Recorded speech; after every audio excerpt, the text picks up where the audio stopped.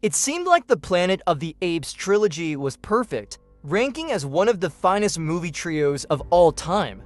Yet, 7 years after the last installment and 13 years since the first reboot was released, the name Planet of the Apes has once again made its way to the general public with the title Kingdom of the Planet of the Apes. Does this part retain the core values of the original films, or is it just another product of Hollywood's relentless milking? To answer that, welcome back to Movie Honey. Here is our review of Kingdom of the Planet of the Apes. Just a brief background on the Planet of the Apes series for those who might have forgotten. This franchise is now over a decade old.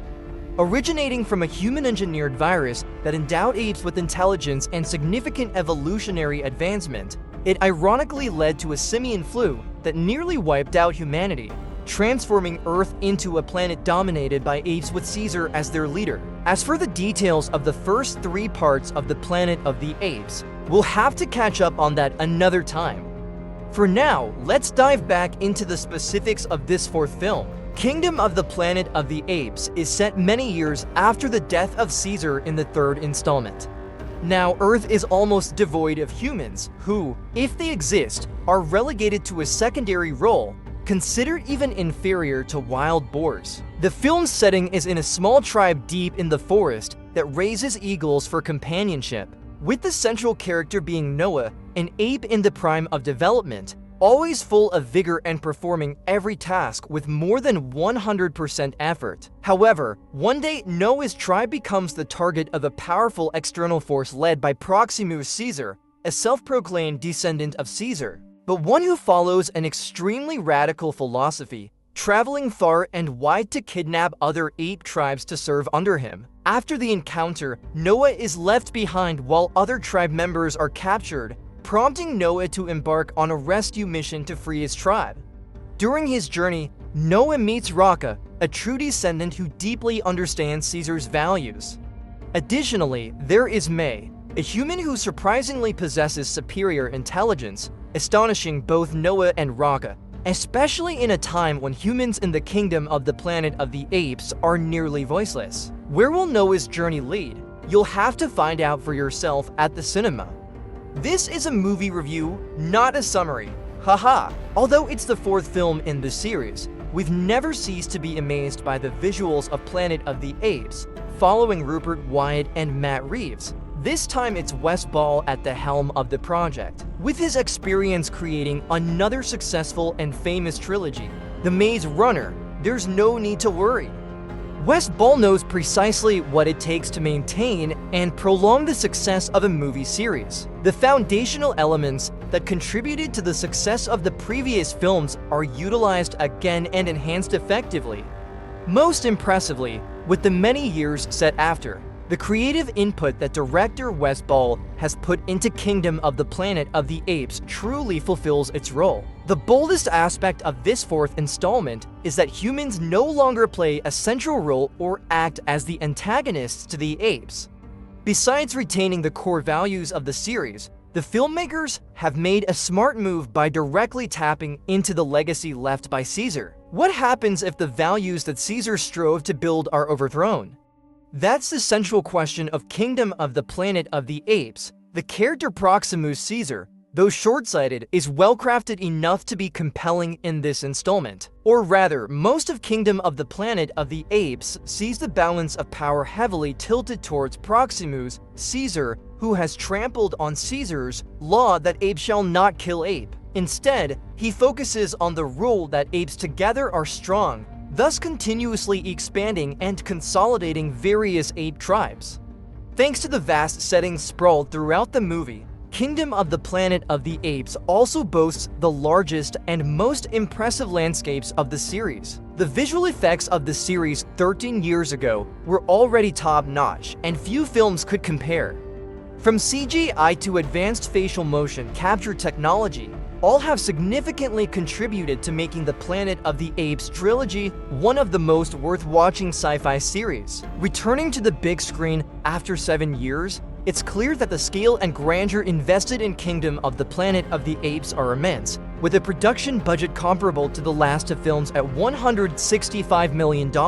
Kingdom of the Planet of the Apes has truly manifested in front of audiences with overwhelmingly grand scenes on the big screen.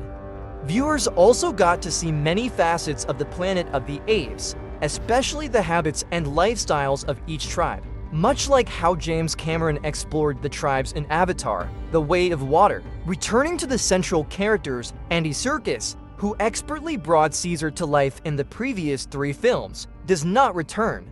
However, his replacement, Owen Teague, who plays Noah, has also performed well by being diverse, natural, and adaptable when necessary. Noah's journey carries a distinctly different feel compared to the former Caesar.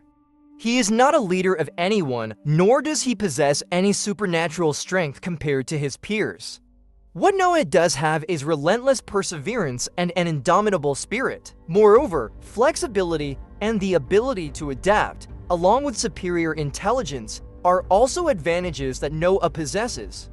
Unfortunately, unlike Noah or the antagonist Proximus Caesar, the orangutan Raka does not get much screen time. Although prominently featured in the trailer and bearing a resemblance to Morris from previous films, Raka, played by Peter Macon, does not get much screen time to showcase his intelligence like his predecessor Morris. The final key player in this installment is May, portrayed by actress Freya Allen. At first glance, one might recognize her as the young actress still stepping out from the shadow of Ciri of Sintra from the Witcher series. However, as the film progresses, May in Kingdom of the Planet of the Apes manages to carve out her own unique presence, allowing her to stand out amid apes. May also serves as a catalyst leading to the film's intriguing climax, and it's likely she will lay the groundwork for a potential next trilogy in the Planet of the Apes series. If you would like me to make a video about the most impressive apes in the first 3 films, please comment below. However, I believe that list will expand after the release of Kingdom of the Planet of the Apes, as aside from the main characters, other apes in this installment also leave a distinct mark on the audience, whether they are allies of Noah or part of the antagonist group. It could be said that the last 30 minutes of Kingdom of the Planet of the Apes compile the most tense and thrilling segments of the entire film, but the journey to reach this climax is bound to stir some mixed opinions. Viewers benefit from the visually stunning and meticulously crafted scenes throughout the film's duration. However, with 144 minutes length, Kingdom of the Planet of the Apes can be quite challenging. Like its predecessor released 13 years ago, much of the film's length is devoted to establishing the setting post-human extinction. While visually appealing, merely watching Noah traverse back and forth can be a test of patience for some discerning viewers.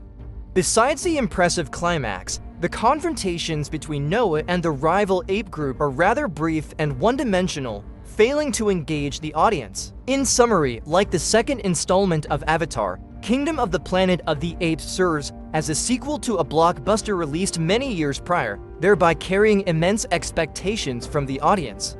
Not everyone may appreciate the new characters, but overall, Noah effectively fulfills his role as a spiritual leader for his ape tribe with a compelling journey of struggle. Beyond its segments that show off meticulous production and detailed settings, the film continuously reminds viewers that humans are not always the sovereign decision-makers of the planet. The span of human existence on Earth is relatively short, and we should always keep that in mind.